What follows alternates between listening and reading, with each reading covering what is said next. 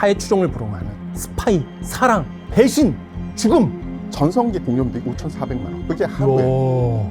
바로 이 스타일.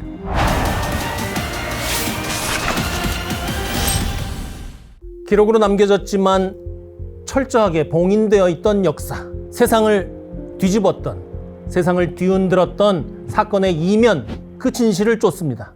안녕하세요, 남보람입니다. 오늘 이 자리에는 스파이를 사랑한 남자, 세계 최고의 스파이 전문가 태상호 기자님을 모셨습니다. 최고의 스파이 전문가인지 모르겠지만 받아드리겠습니다. 가시죠.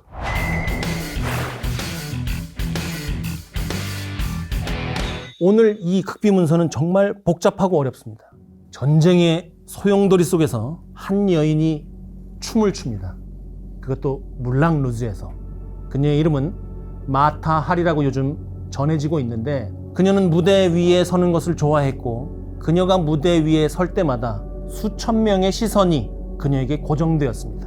독일, 프랑스를 비롯한 전 세계의 장교들이 그야말로 마타 하리에게 은밀한 제안을 했다고 합니다. 비운의 스파이로 기록되어서 우리들에게 알려진 마타 하리, 영국 정보국 MI5의 극비문서가 이 마타 하리에 대한 기록을 남겨놓았습니다. 그 기록 속에 마타 하리는 배신자로 남아있을까요? 아니면 시대의 희생양으로 묘사되어 있을까요? 방송에서 최초 공개하는 이 문서를 통해서 지금 그 비밀의 문을 열겠습니다. 저는 벌써 두근두근합니다. 일단 고급져요. 이 그죠. 문서의 양식이 굉장히 고급지고 글씨체가 일단 저는 마음에 듭니다. 자, 일단 이 문서를 본격적으로 뜯어보기에 앞서서 마타 하리 어떤 인물인지부터 설명을 좀 해주시죠. 1876년 8월 부유한 모자 공장을 운영하는 아버지, 그러니까 가족의 딸로 태어납니다. 네, 처음엔 집이 잘 살았어요. 잘 살았어요. 네, 그래서 좋은 학교를 다니면서 승마, 피아노, 독일어 등을 배웁니다. 그런데 아버지 사업이 갑자기 망하게 돼요. 아하.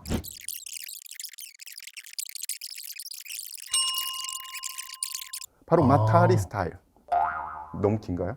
저한테 길게 하라고 그러셔가지고. 자, 이제부터 그 스파이에 관한 여러 가지 내용들이 이 문서에 나오는데, 다음 얘기는 문서를 통해서 한번 볼까요? 이 문서 속에 있는 마타 하리의 진실을 찾아보겠습니다. 지금 우리가 표지를 보고 이 안에서 알 수 있는 여러 가지 정보들을 얻어내잖아요. 여기에서 눈에 띄는 것은 일단 MI5입니다. 맞습니다. 이건 평문이 아니에요. 이건 우리 전문가들만 알 수 있죠. 여기에 This paper is confidential이라고 되어 있습니다. confidential 우리가 몇 급 비밀이라고 그랬어요, 작가님? 저는 공부를 안 해왔죠. 사보타주. 3급 비밀. 지금 이 문서 자체가 3급 비밀이라는 거예요. 그리고 MI5의 섹션 2라는 건데, 항만을 관리하기 위한 그런 목적으로 만들어졌어요. 그런데 그 당시에 뭐 무슨 고속버스 정류장이 있습니까? 공항이 있습니까? 그게 없고, 모든 주요 인사와 물자와 정보가 항구를 드나들잖아요. 그죠. 그러니까 거기서 첩보 업무를 하기 딱 좋은 거예요. 근데 여기에 보면 이 문서를 작성한 날짜가 특이합니다. 그렇네요. 지난주에 작성한 거예요. 2024년 11월 16일. 어떻게 이런 일이 있을 수 있을까요? 그렇죠. 거꾸로 보지 않으면 그렇게 읽을 수 있죠. 그렇죠. 이거 지금 보시는 분들 하나의 팁입니다. 이게 연도고, 이게 월이고, 이게 날짜예요. 또 여기에 보면 마타 하리라는 이 글씨가 지속적으로 나오는 걸 볼 수 있죠. 이 문서의 주요 내용이 마타 하리겠구나, 이것을 알 수 있고, 여기에 보면 여기에 있는 문서들을 다른 곳으로 이송해 주는 게 좋지 않을까? 이 문서의 나머지 부수 파일은 어디 있느냐? 이렇게 계속해서 메모가 달려 있습니다. 이것은 비밀 문서를 관리하는 관리 기록부에 이렇게 하도록 되어 있어요. 그래서 언제 이 문서를 누가 봤는지를 쓰고, 그 문서를 보고 나서 개인적인 소회라든지 아니면 자기 생각을 옆에다 써놓게 되어 있습니다. 지금 현재 전 세계 비밀 관리 기록부가 다 이런 식으로 구성이 되어 있죠. 여기까지는 일반적인 내용을 얘기를 한 것 같아요. 그렇다면 이 마타 하리를 조사했다고 하는 MI5의 부서들이 어떤 곳이 있었을지가 우리가 좀 궁금합니다. 이 자료를 입수하는 과정에서 또 발견한 문서가 하나 있어요. 극비 문서인데 그것도 한번 보도록 하겠습니다. 일단 시크릿. 이 안에 있는 문서들 전체가 2급 비밀이라는 것이죠. 내용을 보시면 MI5 H 브랜치 리포트라고 되어 있는데 그 부대의 역사, 어떠한 사건의 배경을 기술해 놓는 것인데 우리가 통상 역사서나 기관의 연역을 훑는 그런 개요가 비밀로 된 거 본 적 있으세요? OSS 같은 경우에도 있을 수 있었고 그렇죠. CIA도 기밀 해제되기 전까지는 역사조차도 기밀이죠. 역사조차도 기밀인 기관, 바로 그게 MI5인 겁니다. 자, 그러면 우리 멀리까지 왔습니다. 이제 마타 하리 문서로 돌아가 보죠. 마타 하리. 이 문서를 보면 마타 하리가 어떤 사람이었는지 바로 알 수 있을 것 같아요. 뭐라고 되어 있냐면 시작할 때 이 여성은 지금 현재 리츠 호텔에 머물고 있다. 마드리드 자그마치. 그리고 현재 프랑스의 감시를 받고 있는 상태이며 영국이 지금 이렇게 보고서를 쓰고 있는 것이죠. 마타 하리의 일생을 지금 보면서 우리가 지금 본격적으로 이 여자가 스파이 활동을 하고 있어서 감시를 받고 있는 장면으로 우리가 지금 직격한 겁니다. 그렇다면 MI5는 당시에 마타 하리를 어떤 인물로 기록하고 있었을지 한번 보도록 하겠습니다. 예, 마타리의 인적 정보에 대해서 자세하게 기록된 한 장짜리 정보 보고서라고 보시면 됩니다. 맨 처음에 나오는 것은 이름이에요. 맨 앞에가 성입니다. 젤러. 이 뒤에 나오는 게 벨기에 이름인데 조금 읽기가 힘들어요. 네. 마르하레타 마르하레타.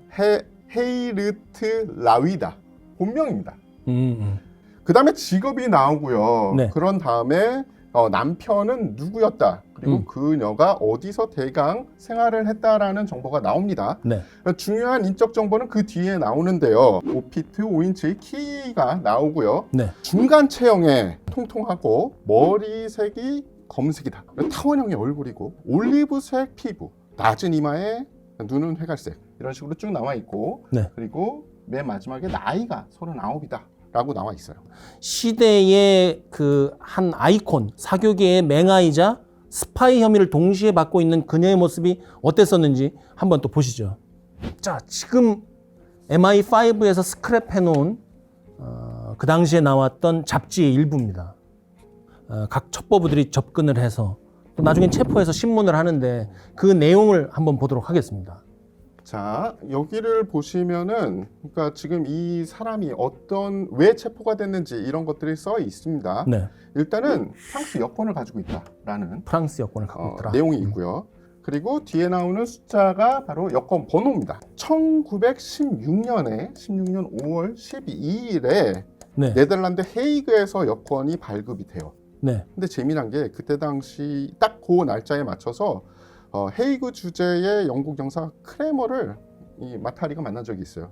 그때 그에게 암호명 H21을 받은 시기가 교묘하게 이 시기와 겹칩니다. 그리고 독일 국적의 첩보원 클라라 베네딕스라는 의심을 받아요.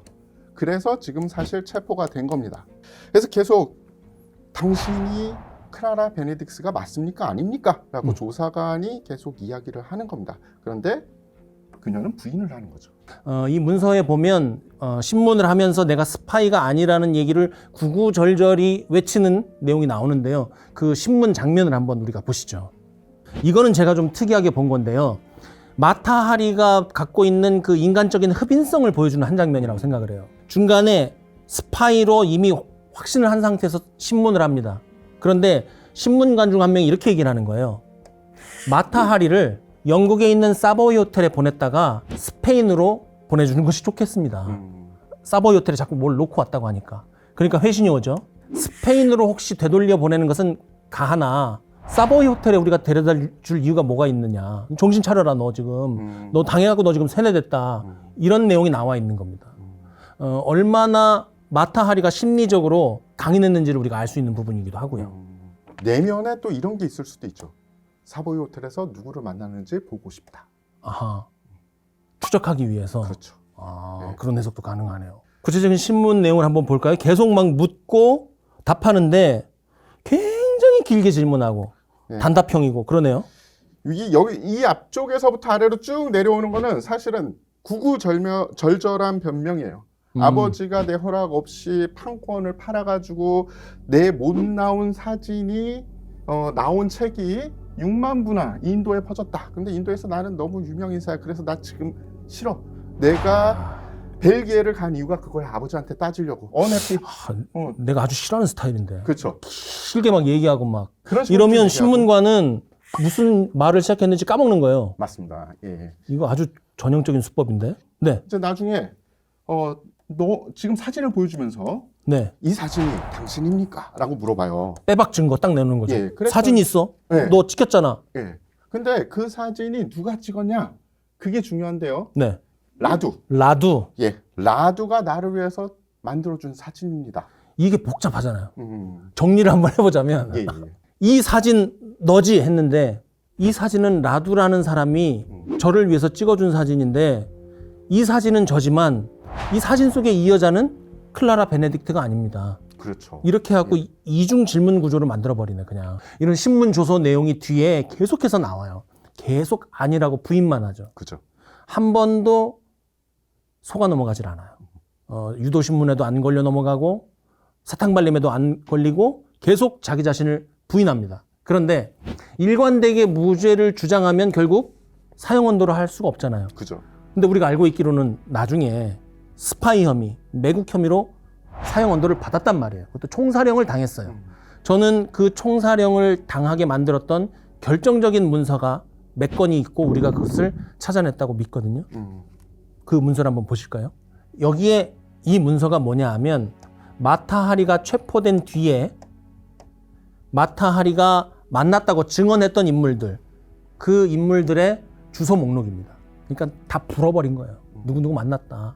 그러나 이제 뭐 스파이 짓을 했다고는 안 하고 이 사람하고는 이런 일을 했고 저 사람하고는 뭐 간단하게 차만 마셨다. 이런 얘기를 하고 인물과 주소 목록을 내려놓은 거예요. 그러나 이것이 그녀의 스파이 혐의를 입증하는 반대 정보로 쓰였을 줄은 몰랐을 것이죠. 자, 여기에 나와 있는 이 사람들의 면면이 참 궁금한데 어떤 사람들이에요? 예, 대부분 마타하리가 타국에서 만났던 사람들의 인적 사항이 다 쓰여 있습니다. 근데 그 중에서는 자신의 이 아기를 받아준 사람, 그러니까 첫 번째 출산을 담당했던 의사도 써 있어요.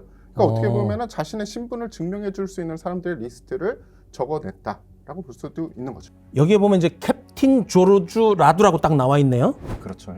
이 사람이 이제 중요 인물이었다는 것이고 앞서 문서에서 마타하리가 이 라두가 자신을 위해서 사진을 찍어주었다는 얘기를 했잖아요. 어떤 관계가 있는 건가요? 예, 라두는 프랑스군의 대외 정보국 수장이었습니다. 오, 그래요? 예, 많은 사람들이 생각하기에 라두가 일부러 마타하리한테 접근을 했다. 그래서 한번 떠보고, 그러니까 첩자로 네. 당신 프랑스를 위해서 첩자를 할 수 있냐라고 오퍼를 해서 네. 함정을 팠다라는 이야기가 많이 나옵니다. 그러면 여기서 연결이 됩니다. 제가 이 부분은 모르는데 마타하리가 결국 사형 언도를 받게 된 결정적인 함정 수사 문서를 찾았거든요. 그거 한번 같이 보실래요? 그러시죠. 이 문서가 실은 결정적인 문서고 1917년 7월의 상황을 얘기를 하고 있어요. 지금 마타하리는 영국 MI5에 체포가 된 상태잖아요. 이때 영국 내부적으로는 사형이 결정된 상태였어요. 그런데 집행 결정이 효력을 발휘하지 못합니다. 왜냐하면 결정적인 증거를 확보하기 못했기 때문에 계속 잡아두고 있는 건데 언제까지나 잡아둘 수는 없잖아요. 그런데 그 내부 장교단 간부들이 그녀가 스파이라는 것을 증명할 물적인 증거가 없기 때문에 이거 큰일 났다는 얘기를 합니다. 전시라고 하더라도 영국은 굉장히 법적인 절차를 중요시 여기잖아요. 이렇게 물증이 없는 상태에서 스파이라고 주장만 하고 재판대에 세우면 성명을 발표하고 상고를 하고 언론에 호소해서 결국은 가명을 밟게 될 것이라는 거죠. 그러면 전시에 정말 MI5는 큰 망신을 당하는 겁니다. 그런데 어떻게 결국 사형을 받게 됐느냐? 그것을 증명하는 문서가 이겁니다. 자, 여기에서 아까 말씀하신 그 내용하고 연결이 되는 거예요. 이때 프랑스 전쟁부가 나서요. 우리가 도와줄게. 너네 손 더럽히기 싫어? 우리한테 맡겨. 벨기에 출신 독일 첩보요원 6명의 신상을 일부러 흘립니다. 그 중에서 5명은요, 독일에 실제로 부역하고 있는 배신자들이었어요. 그런데 한 명은 독일에 협조하는 척 하면서 그들의 첩보를 캐는 이중 스파이였습니다. 마타하리가 이 첩보를 받자마자 파리를 떠나서 마드리드로 가요. 그리고 모종의 사람들과 접촉한 후에 그 중간에 어떤 연결고리가 있는지 인과관계는 없지만 결국에는 아까 말씀드린 그 이중 스파이 있죠. 그 사람이 처형당합니다. 그래서 이것을 정황 증거로 해서 마타하리를 오랫동안 추적했던 프랑스 전쟁부에서 다른 첩보를 같이 줘서 스파이로 확신하고 사형을 언도하고 그래서 마침내 1917년 2월 13일에 마타 하리는 스파이가 맞고 사형을 내려도 좋습니다 하고 도장을 꽝 찍게 되는 것이죠. 비하인드 스토리죠. 여러분 이 문서 처음 보시는 거예요. 당시 목격자들에 따르면 또 아주 유명한 장면이 하나 있죠. 총살 직전에 그 사형 집행관들에게 내 눈을 가리지 마세요라고 얘기를 했다고 그래요. 왜 그랬던 겁니까? 뭐 여러 가지 설이 있더라고요. 내 눈을 가리지 마세요라는 이야기를 했다. 또 하나는 총든 어떻게 보면 총살을 집행하는 사람들한테 그 총 너무 무거울 텐데 빨리 끝냅시다라는 이야기도 했다라고 해요. 자, 그렇다면 이 마타 하리 사건 1차 세계대전에 어떤 영향을 줬다고 말할 수 있는 건가요? 글쎄요. 왜냐하면은 비밀이 해제된 마타 하리의 정보를 보면은 그녀가 수집했던 정보들이 대부분 가십성이에요. 전황을 바꾸거나 아니면 뭐 특별한 정보나 첩보가 없어요. 그렇기 때문에 그녀는 어떻게 보면은 약간의 이 홍보용으로 쓰였다, 프로파간다용으로 쓰였다라고 생각할 수 있죠. 이런 측면은 어떨까요? 각각의 첩보들은 부스러기와 같은 것이나 그 부스러기를 모아놓고 보니 보석처럼 변했다. 이런 경우가 있잖아요. 그렇죠. 예를 들어서 마타 하리가 이런 것을 묻고 다녔다고 생각해 볼 수 있을 것 같아요. 지금 보실 문서는 다른 첩보원들의 활동을 요약해 놓은 것이거든요. 그래서 첩보를 수집하는 스파이들이 어떤 질문을 대수롭지 않게 던져서 큰 정보를 얻어내는지 알 수 있는 문서예요. 그 문서를 지금 우리 한번 보시죠. 그러시죠. 자, 여기에 보면 나오는 내용이 스파이들이 일상적으로 던지는 질문이고 그 스파이에게 첩보를 빼앗기는 장교들이 어떤 식으로 대답하는지를 쫙 써놨어요. 예를 들면 이런 겁니다. 여기에 보면 이 내용은 제독이 전투 중에 배에 타면 어디에 위치하나요? 폭발 위험이 높은 폭발물들은 어디에 두나요? 이런 것을 묻는 거예요. 그러니까 마타 하리는 마치 천진난만한 여인인 것처럼 그런 것들을 일상적으로 물어본 것이죠. 그리고 마타 하리도 그렇게 얘기를 한 것이죠.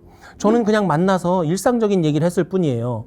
저는 아무 죄가 없습니다. 그러나 그 사람에 가서 마타 하리가 어떤 질문을 했습니까? 라고 물어보니까 이런 대답을 했다. 제독이 어디에 있는지 물어봤다. 나는 중요 물자들이 항구를 들어올 때 누구를 거치는지 얘기했다. 이걸 모아놓고 보니까 거대한 스파이 짓이었을 것이다. 저는 이렇게 추론을 합니다. 마타 하리가 정말 스파이였냐 아니면 시대의 희생양이었냐 아직도 이론이 분분한 것 같아요. 여기서 제일 중요한 인물은 마타 하리와 마타 하리를 스파이라고 점 찍었던 라두입니다. 라두. 근데 라두가 마타 하리가 형장의 이슬로 사라진 2년 뒤에 네. 똑같은 혐의인 이중 스파이 혐의로 체포가 돼요. 그래요? 그 뒤에 재판도 안 받고 네. 무죄로 풀려나서 소령으로 진급해서 전역을 합니다. 또 풀려납니까? 예. 이건 뭔가 있다. 그런데 지금 100년이 네. 지났는데 그에 대한 정보는 아직 풀려나지 않았잖아요. 라두? 예. 그래서 아직까지는 마타 하리가 100% 스파이라고 이야기하긴 힘들지만 라두 파일까지 봐야겠다라는 게 저의 이야기입니다. 분명히 이 파일은 어느 수장고에 잠들어 있습니다. 그죠. 우리는 그 첩보를 찾아낼 때까지 이 프로그램이 끝나지 않게 계속해서 높은 조회수를 유지할 필요가 있습니다. 좋아요, 구독, 알림 설정. 가자 100만. 마타 하리의 체포와 처형은 국가를 배신한 스파이의 처형이라는 하나의 담론으로서 그 당시 국민들에게 군인들에게 결석과 애국심을 강화하는 도구로 일종의 선전도구로 사용되었다라고 보면 될 것 같습니다. 기자님께 질문 드리겠습니다. 희생양으로 처형됐을 수도 있다? 기자님 어떻게 생각하세요? 다음 시간에 알려드리겠습니다. 점점 미궁 속으로 빠지는데요. 여러분 오늘 이야기 어떠셨습니까? 오늘은 영국의 정보부 MI5와 그들이 쫓아왔던 여성 스파이 마타 하리 이야기를 알아봤습니다. 극비문서 전쟁의 실마리 다음 극비문서와 함께 찾아뵙도록 하겠습니다. 감사합니다.